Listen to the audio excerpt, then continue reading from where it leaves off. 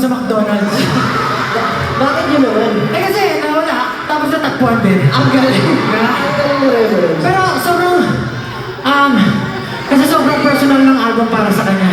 Sobrang nakakatuwa lang na habang kinakanta niya yung mga awit na personal para sa kanya, sa inyong lahat, nakikisabay kayo and pinaparamdam niyo sa kanya yung suporta niya. So, mabuhay po kayo lahat. Maraming salamat sa pagsuporta sa Scarlett.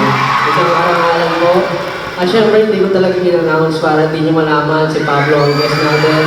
At maraming salamat po kasi perform. Isang karangalan po na syempre mapag-perform natin si Pao.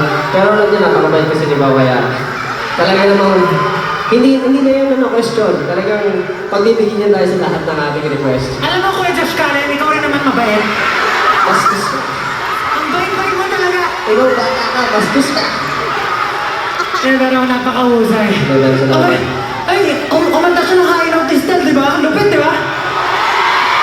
Diyos ko po. Naka-High Note ni Justin, let's go! Na-pressure na ako nun eh. Pero yung syempre yung mga kapatid namin. Ay! Alam mo, speaking yung kapatid, nanonood yung isa dito eh. Nasa yung kapatid mo. Ano na si Philip Johnson sa dito pa? Hey! Hey! Shout out sa'yo. Dapat sumama ka na dito eh. Tatlo na tayo eh. Stage dive! Stage dive! Pero ayun po, maraming salamat. Hindi mo muna ang stage. Siyempre, kay Butata.